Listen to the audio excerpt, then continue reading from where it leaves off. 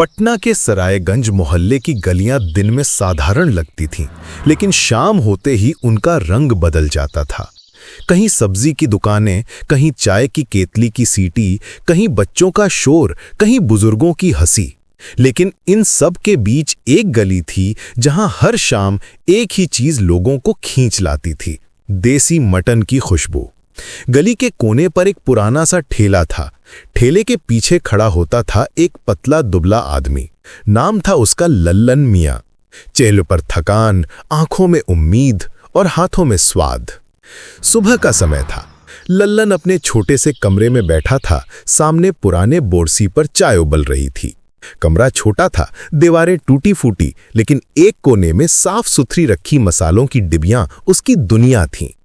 बेटा, आज भी बाजार जा रहे हो? हाँ माई, और क्या करेंगे?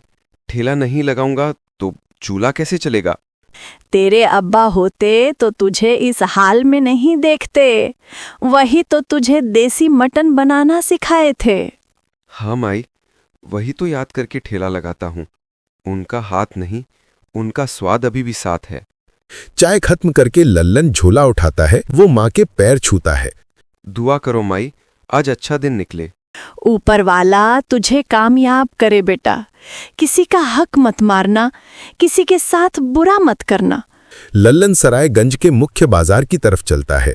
बाजार में शोर है, सब्जी वाले, फल वाले और बीच में कसाई की दुकान। वहीं पर बैठा होता है राम बाबू। बड़े बड़े हाथ, मोटी मूछें और सामने टंगा ताजा मटन। आ गया लल्लन, आज क्या इरादा है? राम बाबू, आज भी आधा किलो देसी मटन दे दीजिए, पैसे शाम को दे दूंगा। हर बार यही बोलता है, उधार उधार उधार। दुकान कोई तुम्हारी भी चल रही है क्या? एक दिन मेरी भी दुकान चल जाएगी, तब पूरा हिसाब बराबर कर देंगे। राम बाबू थोड़ा रूखा दिखता था, पर भीतर से इतना कड़वा नहीं था। वो एक तरफ से अच्छे टुकड़े निकाल कर देता है। ठीक है, ले जा। लेकिन सुन, अगर आज भी पैसे पूरे नहीं लाया तो कल से मटन नहीं मिलेगा। फिर कोई और तरीका देखना पड़ेगा। ठीक है राम बाबू, आज लोग खुश होकर खाएंगे, पैसे भी आएंगे।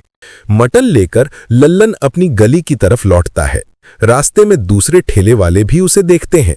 चाट वाला शंकर, चाय वाला मुन्ना और समोसा वाली काकी। अरे लल्लन, तू रोज मटन ही बेचेगा? कोई दूसरा काम क्यों नहीं करता? मटन में खर्चा ज्यादा, बचत कम। शंकर भैया, देसी मटन ही मेरा सहारा है, यही तो आता है मुझे। आता है कि नहीं पता नहीं, पर अब लोग तेरे ठेले पर ज्यादा दिखने लगे हैं, ये तो साफ है। संभाल के रहियो, जलने वाले बहुत हैं। लल्लन हंसकर चला जाता है। उसे पता नहीं ये बात आगे चलकर सच भी साबित होगी। शाम हो चुकी है। लल्लन ठेला लगाता है कि हवा भी भूखी लगने लगे। गली में रहने वाली चंपी आंटी खिड़की से झांकती हैं, फिर नीचे उतरकर सीधे ठेले के पास आती हैं। अरे लल्लन बेटा, आज तो खुशबू दूर से ही नाक पकड़ के ले आई। जल्दी एक प्लेट देसी मटन बना दे। आंटी थोड़ा सब्र करो, मटन अभी दम पर जा रहा है। 5 मिनट बाद जो प्लेट मिलेगी वो दिल खुश कर देगी। तू हमेशा यही बोलता है, लेकिन मानना पड़ेगा, तेरे मटन में कुछ बात है। इधर 2-3 छोटे बच्चे भी आ जाते हैं। भैया, एक छोटा सा टुकड़ा दे दो ना, बस चखने के लिए। हाँ भैया, हम पैसे नहीं ले पाए, पर बाद में दे देंगे। अरे ओ छोटू सना, तुम लोग तो मेरे मेहमान हो। लो, सबको एक एक टुकड़ा, बस ध्यान से खाना, गरम है। बच्चे टुकड़ा मुंह में डालते ही आंखें बंद कर लेते हैं। थोड़ी देर बाद 4 कॉलेज के लड़के आते हैं। भैया, 4 प्लेट देसी मटन। आज प्रैक्टिकल पास हो गए हैं, सेलिब्रेशन है। मेरे लिए एक्स्ट्रा रस डाल देना भैया। थोड़ा कम पैसे में कर दो ना, हम स्टूडेंट हैं। अरे स्टूडेंट हो तो दिमाग लगाओ, पेट नहीं बचाओ। मैं दाम कम नहीं करूंगा, पर एक एक टुकड़ा एक्स्ट्रा दे दूंगा, चलेगा? बस यही दिल जीत लिया भैया। भीड़ धीरे धीरे बढ़ती रहती है। तभी गली के दूसरे कोने से एक आदमी आता है। वो किसी आम ग्राहक जैसा दिखता है, पर उसके चलने में एक अलग तरह की आत्मविश्वास था। एक प्लेट देसी मटन देना। जी, अभी देता हूं। पर वो वाला हिस्सा देना जो तुम अपने लिए बनाते हो। हैरान होकर आदमी की तरफ देखता है। आपको कैसे पता कि मैं अपने लिए अलग बनाता हूं? जो सच्चा खाना बनाता है वो अपने लिए थोड़ा अलग बनाता है। थोड़ा ज्यादा प्यार, थोड़ा ज्यादा मेहनत। तुम्हारे स्वाद में वो बात है। लल्लन कुछ नहीं बोलता, बस मन ही मन ये सोचता है कि ये आदमी कौन है। वो मसालों में थोड़ा और दम लगाकर मटन की प्लेट तैयार करता है और चुपचाप उसके सामने रख देता है। लीजिए, खाइए साहब, ये वही प्लेट है जो मैं अपने लिए बनाता हूँ। आदमी पहला निवाला मुंह में रखता है। ये सिर्फ मटन नहीं है, ये कहानी है। लल्लन समझ नहीं पाता कि वो क्या कह रहा है। आदमी एक भी और शब्द नहीं बोलता, पैसे देता है, लेकिन पैसे के साथ मेज के कोने पर एक छोटी सी कागज की पुड़िया रख देता है और जाने लगता है। साहब, ये क्या है? जब सही समय लगे तब खोलना। ये कहकर वो चला जाता है। लल्लन पुड़िया उठाकर अपने डब्बे में रख देता है। रात भर सोचता रहता है, पर खोलने की हिम्मत नहीं करता। दिन गुजरते हैं।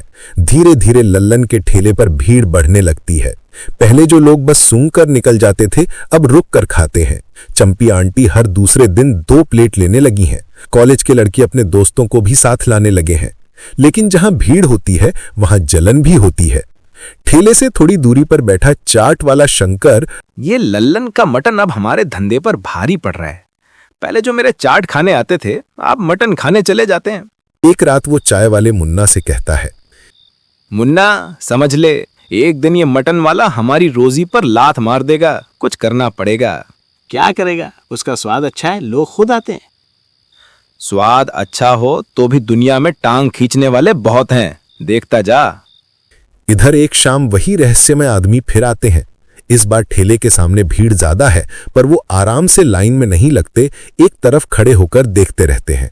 जब भीड़ थोड़ी कम होती है, वो आगे बढ़ते हैं। कैसा चल रहा है लल्लन मियाँ? आप सब आपकी दुआ से। लोग अब ज्यादा आ रहे हैं, पर मैं अभी भी समझ नहीं पाया आप हैं कौन? समय आने पर बता दूंगा। अभी बस इतना समझो कि तुम्हारा मटन सही दिशा में जा रहा है।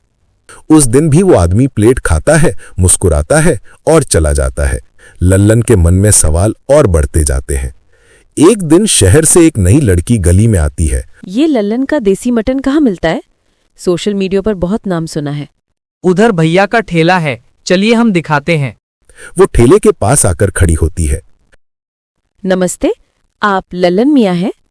हाँ, मैं ही हूँ। आप? मैं रीना हूँ, एक लोकल न्यूज़ और फूड ब्लॉग चलाती हूँ। लोग आपके मटन की बहुत बात कर रहे हैं। मैं वीडियो बनाना चाहती हूँ आपके ठेले पर, आपकी कहानी पर। लल्लन को यकीन नहीं होता, किसी ने उसकी कहानी सुनने की बात आज तक नहीं की थी। सिर्फ स्वाद की बात होती थी, इंसान की नहीं। मेरी कहानी में क्या रखा है बहन? बस एक गरीब ठेले वाला हूँ। यही तो खास बात होती है।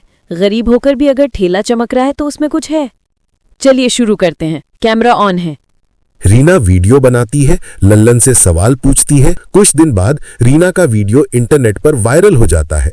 शहर भर में, यहाँ तक कि दूसरे इलाकों में भी लोग लल्लन का देसी मटन का नाम सुनने लगते हैं।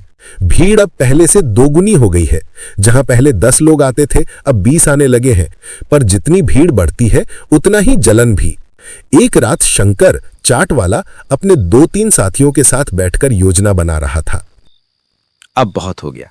उसके ठेले की भीड़ देखकर खून जलता है। कल रात उसके मसाले में कुछ गड़बड़ कर देते हैं। कोई पेट खराब हो गया तो उसका नाम खराब होगा। ये ठीक नहीं है शंकर, खाने में छेड़छाड़ पाप होता है। पाप हो या पुण्य, धंधा बचना चाहिए। अगली रात जब लल्लन ठेला समेटकर घर चला जाता है, शंकर चुपके से उसके मसालों वाली डिब्बियों के पास जाता है। एक डिब्बी में कुछ अजीब सा पाउडर डाल देता है। अगले दिन सुबह ठेला लगाने से पहले लल्लन माँ के कमरे में जाता है। माई, आज लगता है बहुत भीड़ होगी, वीडियो का असर दिख रहा है। बस बेटा, ये भीड़ तेरी नेक नियत के साथ बनी रहे। ठेला लग जाता है। भीड़ आज वाकई बहुत है। थोड़ी देर बाद रहस्यमय आदमी फिर आता है। वो हमेशा की तरह शांत चेहरे से ठेले के पास आकर खड़ा हो जाता है। आज तो बहुत भीड़ है। हाँ साहब, वीडियो का असर है। मैंने तो सोचा भी नहीं था कि लोग इतना प्यार देंगे। आज एक बात बताऊं, पहले वो पुड़िया खोल लीजिए जो मैंने दी थी। लल्लन चौंक जाता है। वो अपने बक्से से वो छोटी पुड़िया निकालता है। चिट पर लिखा होता है, ये मेरी बनाई हुई एक खास नमक मसाला मिक्स है। बहुत हल्का है, पर स्वाद बढ़ा देगा, ज्यादा मत डालना। रहस्यमय आदमी मुस्कुराता है। मैंने पहले दिन ही समझ लिया था कि तुम्हारे मटन में कुछ कमी नहीं, बस थोड़ा और निखार चाहिए। लेकिन ध्यान रखना, कभी किसी को अपने मसाले के पास आने मत देना। इधर जैसे ही लल्लन मसाला निकालता है, उसे अचानक कुछ गड़बड़ी दिखती है। उसके दूसरे डिब्बे की खुशबू बदली हुई है। ये क्या? इस डिब्बे से अजीब सी गंध क्यों आ रही है? रहस्यमय आदमी डिब्बे को सूंघता है और तुरंत समझ जाता है। किसी ने इसमें कुछ मिलाया है। अगर ये मसाला मटन में जाता तो लोगों का पेट खराब हो सकता था। लल्लन घबरा जाता है। उसके दिमाग में शंकर का ताना घूमने लगता है। मतलब कोई मुझे बदनाम करना चाहता था? हाँ, और अगर आज तुमने ध्यान नहीं दिया होता तो पुलिस, मीडिया सब तुम्हारे खिलाफ हो जाते। उसी वक्त एक पुलिस की जीप गली में आती है। इंस्पेक्टर साहब उतरते हैं। कौन है यहाँ मटन वाला? शिकायत आई है कि यहाँ गंदा खाना बेचा जा रहा है। साहब, आप गलत सुनाए हैं। मेरा खाना बिल्कुल साफ है। हमें चेक करना होगा। अगर कुछ गड़बड़ मिली, ठेला जब्त हो जाएगा। इंस्पेक्टर साहब, मैं मुंबई का एक शेफ हूँ। आप चाहें तो मैं भी खाना चेक कर सकता हूँ, और ये डिब्बे भी। तुम कौन होते हो बीच में बोलने वाले? मेरा नाम कबीर है, मुंबई के जायका एम्पायर होटल चेन से 2 बार नेशनल लेवल पर अवार्ड भी मिल चुका है। आप चाहे तो गूगल कर सकते हैं। वो मोबाइल में नाम सर्च करता है। उसे सच दिखता है। ठीक है, अगर तुम शेफ हो तो तुम भी चेक कर लो। ये जो एक डिब्बा है, इसमें छेड़छाड़ हुई है, लेकिन ये मटन में डाला नहीं गया। खाना साफ है। अगर आप गली वालों से पूछेंगे तो आपको पता चलेगा कि लोग इस मटन को कितना पसंद करते हैं। चंपी आंटी तुरंत आगे आती है। इंस्पेक्टर साहब, ये ललन हमारा बेटा जैसा है। सालों से खा रहे हैं इसका मटन। एक बार भी किसी को परेशानी नहीं हुई। झूठी शिकायत होगी। कॉलेज के लड़के भी आगे आ जाते हैं। हाँ साहब, अगर आप खाना चखना चाहें तो हम अभी पैसा देकर आपके लिए भी प्लेट मंगवा देते हैं। नहीं भाई, नमूना चखने के लिए मुझे इतने लोगों की जरूरत नहीं, लेकिन लगता है यहाँ सच में लोग इस ठेले को मानते हैं। इंस्पेक्टर जाते जाते कहता है, सावधान रहना, दुश्मन अक्सर पास ही होते हैं। कबीर और लल्लन एक दूसरे की तरफ देखते हैं। दोनों को अंदाजा हो गया था कि ये सब किसी की चाल थी। रात को ठेला समेटकर घर जाने के बाद लल्लन कबीर के साथ गली के कोने पर बैठता है। अब तो आप बता दीजिए, आप हैं कौन? हर बार आ जाते हैं, मदद भी कर देते हैं। मैं वही हूं जो तुम्हारे स्वाद में अपना भविष्य देखता हूं। मेरा नाम कबीर है, जैसा आपने सुना। मैं बड़े बड़े होटल चलाता हूं, मुंबई, दिल्ली, दुबई, पर असली स्वाद मुझे यहां मिला है, तुम्हारे ठेले पर। मैं तो बस एक गरीब इंसान हूं साहब। गरीब इंसान नहीं, अमीर स्वाद वाला इंसान हो तुम। कुछ दिन बाद कबीर ठेले पर एक मोटी फाइल लेकर आता है। उस दिन भी भीड़ रहती है, पर वो एक तरफ बैठकर इंतजार करता है जब तक कि भीड़ थोड़ी कम न हो जाए। लल्लन मियाँ, अब बात साफ साफ करते हैं। जैसे आप कहिए साहब। ये कॉन्ट्रैक्ट है। मैं तुम्हारी देसी मटन की रेसिपी खरीदना चाहता हूं। इसके बदले तुम्हें 20 लाख रुपए मिलेंगे, और मुंबई में मेरे होटल में हेड शेफ की नौकरी भी। क्या सोच रहे हो? साहब, मैं आपकी इज्जत करता हूं, आपके ऑफर की भी इज्जत करता हूं, पर मैं ये रेसिपी नहीं बेच सकता। क्यों? ये रेसिपी सिर्फ मसालों की नहीं है। इसमें मेरी माँ की दुआ है, मेरे अब्बा का पसीना है, इस गली के बच्चों की हंसी है, चंपी आंटी की तारीफ है, उन स्टूडेंट्स की खुशी है जो पास होने के बाद यहाँ सेलिब्रेट करते हैं। अगर मैंने ये रेसिपी बेच दी तो ये सब कैसे बेचूंगा? आसपास सन्नाटा छा जाता है। कबीर कुछ देर तक चुप रहता है, फिर हल्का सा हंसता है। मैं उम्मीद कर रहा था कि तुम यही कहोगे। जी? अगर तुम रेसिपी पैसों के लिए बेच देते तो मुझे यकीन हो जाता कि ये रेसिपी सिर्फ स्वाद की है, भावना की नहीं। लेकिन तुमने बता दिया, ये मटन तुम्हारे लिए सिर्फ व्यापार नहीं, जिंदगी है। कबीर फाइल बंद करता है, फिर दूसरी पतली फाइल निकालता है। ठीक है, अब दूसरा प्लान सुनो। ये नया कॉन्ट्रैक्ट है। इसमें रेसिपी तुम्हारी ही रहेगी, ठेला भी तुम्हारा ही रहेगा, मोहल्ला भी तुमसे नहीं छीना जाएगा। मैं बस तुम्हारे ठेले को ब्रांड बनाऊंगा। मतलब नाम रहेगा लल्लन्स देसी मटन, टेस्ट ऑफ बिहार। मैं पैसा लगाऊंगा, तुम्हारे ठेले को साफ सुथरा बड़ा मजबूत बनवाऊंगा। मेन्यू प्रिंट होगा, पहचान बनेगी। दूसरे शहरों में भी दुकानें खुलेंगी, लेकिन हर जगह तुम्हारा नाम और तुम्हारा हिस्सा होगा। तुम मालिक होगे, सिर्फ रसोइया नहीं। पर साहब, मैं तो पढ़ा लिखा भी नहीं ज्यादा, कॉन्ट्रैक्ट कैसे समझूंगा? तुम्हारे लिए मैं सब कुछ साफ साफ हिंदी में लिखवाऊंगा, और अगर चाहो तो वो रीना पत्रकार जिसने तुम्हारे बारे में वीडियो बनाया था वो भी देख लेगी। अगर वो कहे कि सब ठीक है तभी साइन करना। रीना भी वहीं पास खड़ी थी, कैमरा हाथ में। कबीर की बात सुनकर आगे बढ़ती है। मैं देख लूंगी ललन, अगर एक भी लाइन गलत लगी तो सबसे पहले मैं ही रोड पर शोर मचा दूंगी। सभी हंस पड़ते हैं, माहौल हल्का हो जाता है, पर दिलों में गहरी बात बैठ जाती है।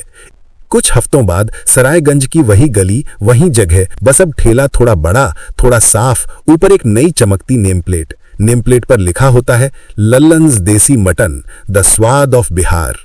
माँ एक कुर्सी पर बैठी हैं, चेहरे पर गर्व है। चंपी आंटी आज 2 प्लेट की जगह 4 प्लेट ले रही हैं। कॉलेज के लड़के अपने नए जूनियर्स को लेकर आए हैं। बच्चे अब भी वही हैं, पर अब उनके लिए अलग से फ्री टेस्टर लिखा एक छोटा सा कटोरा रखा रहता है। शंकर चाट वाला दूर से ये सब देखता है। एक दिन हिम्मत करके वो लल्लन के पास आता है। लल्लन, जो पहले मैंने किया वो गलत था। मैंने तेरे मसालों में छेड़छाड़ करवाई, लेकिन तूने मुझे पकड़ा नहीं, पुलिस को भी नहीं पकड़ा दिया। क्यों? क्योंकि अगर मैं भी वही करता जो तूने किया तो मेरे देसी मटन की इज्जत गिर जाती। तू गलत था, पर मैं अपने हाथ साफ रखना चाहता था। तू बड़ा आदमी है रे। अगर कभी चाहिए हो तो मैं तेरे यहां चाट का काउंटर चला लूंगा, तेरा छोटा पार्टनर बन जाऊंगा। चल, कल से ठेले के बगल में तेरा चाट काउंटर लगेगा। लोग मटन भी खाएंगे, चाट भी खाएंगे, दोनों का घर चलेगा। कबीर दूर से ये सब देखकर मुस्कुराता है। उसके लिए ये सिर्फ एक बिजनेस नहीं था, ये एक सबूत था कि असली स्वाद वहीं से आता है जहां दिल साफ हो, हाथ मेहनती हो और दिमाग ईमानदार।